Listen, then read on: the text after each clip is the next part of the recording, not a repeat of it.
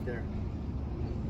Go. My name is Rick Sanchez. I'm with a company called Tractor Tip Equipment. What we have for sale here today is a D39ex-22 bulldozer. We're going to talk a little bit about the mechanics of this particular machine in the first clip, the operating specs in the second. We'll run it in the third. We have a number of machines for sale here. We got a 4,000 gallon water truck right there. We got an old 4,000 gallon tanker water truck right there. We got some loaders. We got some an oil distributor back there. We got a tanker anyway. Point is, if you buy any one of these tractors from me, you're going to be dealing with Pro Prevents. He's the guy running the camera. The serial number of this machine is 333. I'm going to leave that last digit blank. Well,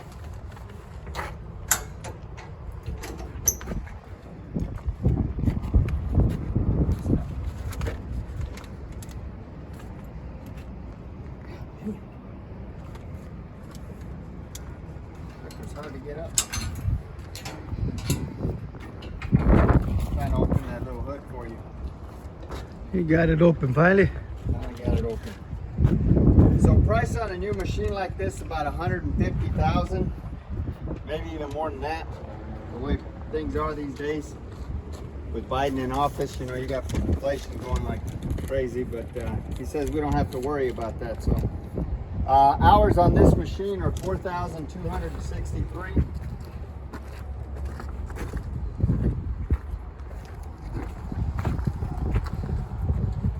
As far as manufacturers go, Komatsu is ubiquitous out there. They're the #2 supplier of heavy construction equipment around the world. This machine weighs 20,834 pounds. The widest point is that blade right there, and that blade is 8 foot 11 inches wide, but when you have it at full tilt, it's 8 foot 2 inches wide. So it's still a legal load. The transportation length from the front of this blade to the end when that blade is tilted is 16 foot 3 inches. Comparable machines are like a John Deere 550 or a Cat D4 or maybe a Case 850. As far as the history of this unit goes, this machine, like almost every machine we purchase, is an original owner Dallas, Texas machine. I say that because this machine is essentially rust-free. You can see where the paint's rubbed off and the rainwater's gotten to it, but it in no way, shape, or form is rust pervasive. We're 300 miles from the ocean, and we're far enough south that the only salt we see is the salt on our kitchen tables, and we try not to even put that on our tables because both Uncle Pro and I have high blood pressure. Just about every machine we purchase comes from one of about 30 different large contractor or municipality that we deal with here in the Metroplex. This machine came from one of the largest construction companies in the United States, if not the world. We've got a really good relationship with them, and everything they do is top notch. I mean, they redid these tracks here, and these tracks are sealed and lubricated tracks. Each one of those bearings is sealed and lubricated. So those tracks are better than the tracks that come with the original tractor. That's probably a $15,000 set of tracks right there. Those are called they call them salt rails. Sealed and lubricated tracks. Each one of those is individually bathed in oil, so as opposed to a dry track, which 90% of the tractors out there have. That just goes to show you how these people, they do everything right. Like I say, the guy that I deal with at this company is he's a conscientious guy, and he's got an excellent maintenance program that rivals any that I've ever seen. We've been happy with all the machines we purchased from these guys, and it should be said that before I purchase any machine, I have my mechanics go out and inspect it. I have two guys go out and inspect it. If they say everything's okay with the tractor, then I send Provencio to go out and inspect it. He's got 40 years of experience in the heavy construction business. And if he says everything's okay, then I personally go out and I inspect it before I write a check. As far as options go, this has got a six-way blade system. I mean a six-way blade. It's TopCon ready right there. I'm not sure what the value is for that TopCon system, but I'd say that's probably about a $15,000 system right there. It's TopCon ready. It's obviously got a cap. It's got an AC that blows ice cold, a heater that works.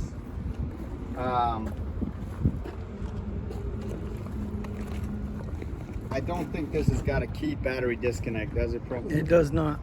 It does not have a key battery disconnect that we know of. That's nice to have, because if the tractor's sitting for a while, you can kill all the power. Plus it helps for theft, but who's gonna steal this tractor, right? There is a 12-volt outlet in the cab.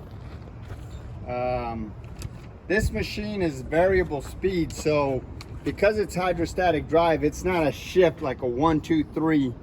You can do it like 1.1, 1.2, 1.25. You've got a variable shift. And Go ahead. It stopped on me. I apologize for that one. okay, it's also got a ripper, as you can see. Oh, it's got a hydraulic fan. Pro's gonna remind me about that. This is a hydraulic fan which is reversible. So what that means is when you're working, especially out here in Texas where you got dust and debris blowing over your coolers, you can reverse the fan and blow and clean out your radiators. That's kind of handy to have. All of the fluid levels on this tractor are where they should be.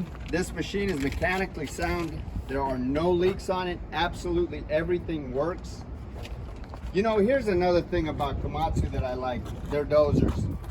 That's got a ball and socket arrangement right there. So if you look at all the other Case, John Deere, Caterpillar, they've got pins, right? So after a while, those pins kind of warble out, but that's got a ball and socket, so it's kind of like your shoulder. Of course, mine and Uncle Pro's shoulders are worn out, but that keeps your blade tighter all the time. Like you can keep tightening up on that, and that's wonderful for doing, for keeping your blade tight. I don't know if I'm doing a good job of explaining that, but that is unbelievably a good thing. It sure is. So I wish I had another dozer here to show you the slop that develops in those pins, but that's all the way around. It just stays tight all the way around. Also, yeah, it's a great design. Yeah. It really is.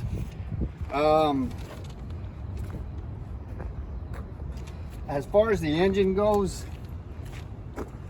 let's see here. This is it's a 4-cylinder SAA 4D107E-1 engine. That is, I believe, a Tier 3 engine, so you're not dealing with any of the crazy ass emission stuff that they got in those Tier 4s. Gross horsepower is 107, net horsepower is 105. Like I say, all the fluid levels on this machine are where they should be. Again, it's mechanically sound. There's no leaks on it. Everything works. There's no cracks or welds anywhere in the work equipment. The transmission runs through its variable gears with no problem. Top speed on this tractor is 5.3 miles an hour in forward, 5.3 in reverse. This undercarriage, like I said, this is almost a brand new undercarriage. It's like 95%, and this is a salt tracked, sealed and lubricated chain. The final drives have got plenty of power. I'm going to run this tractor here in a little bit and show you that This machine, the tracks will actually counter rotate, which is because it's hydrostatic drive, so it'll turn within its own tracks, which is handy to have. All of the pins and the bushings are relatively tight. I probably said this already, but there's no cracks or welds in the work equipment. There's no deflection or any kind of problem in that ripper area. And here again, in this area right here, there's no deflection, which is the good thing about that design right there. I don't know if Komatsu has a patent on it or what's going on there, but I don't know why everybody doesn't have that. That's just a great thing. So the shoe width on this tractor here, standard shoe width is 18. So the people that bought this tractor made it bought them just a little bit wider. They're a little bit wider than standard. They're 2 inches wider, which helps you on the PSI rating, which I think gives you a PSI of like 5 or something like this. Don't quote me on that, but I'd say it's around 5. Me standing here as a 6'1" man, 200 pounds, I probably have a PSI rating of 22. So that tractor right there will float on soft soil better than I will. This Dozer blade height is 3 foot 3 inches to this point. I think it's like 3 foot 7 inches up to here. It is 8 foot 11 inches wide. Like I say, you put it at full tilt and it's 8 foot 2 inches. The ripper back here, this ripper, it's a 3-shank ripper. It's not multi-variable, it's just up and down.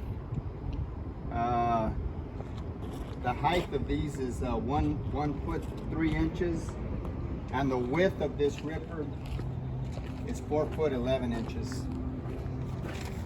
And I guess we're gonna run it in the next clip. I'm gonna show you the cap first and then we'll run it.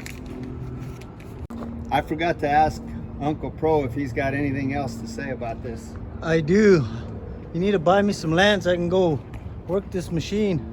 Yeah, this is a fun bulldozer to use, and it's very powerful. It's extremely powerful and ties all the knots. It's got an AC heater. It's a Cadillac. It's very, a nice very machine. good machine.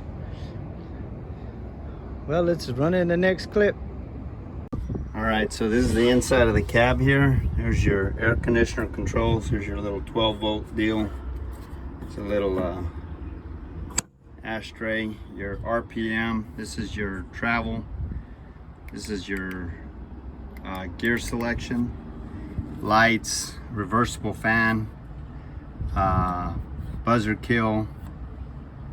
This toggles your operation right here on your monitor panel. If it has any error codes, you can toggle through there. This is incremental versus full shift, and gosh, I don't know what that is. That's defrost, I guess. Up here you got your windshield wiper controls, your radio. Here's your ripper. That's your blade control. This is your decelerator. This is like a brake. And this right here is your seat. It's all in good condition. I'm gonna go ahead and start it up.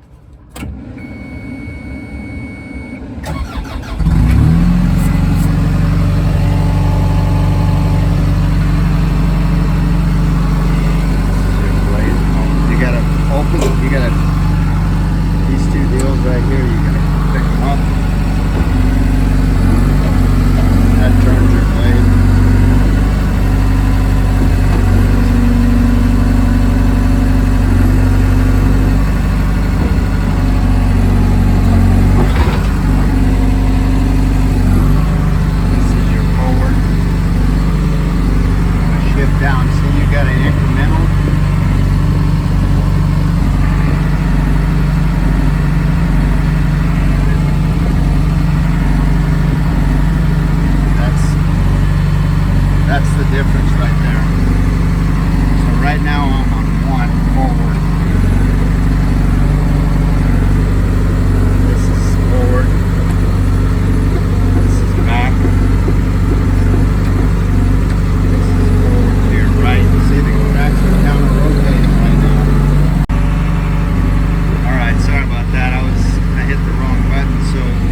increases your RPM.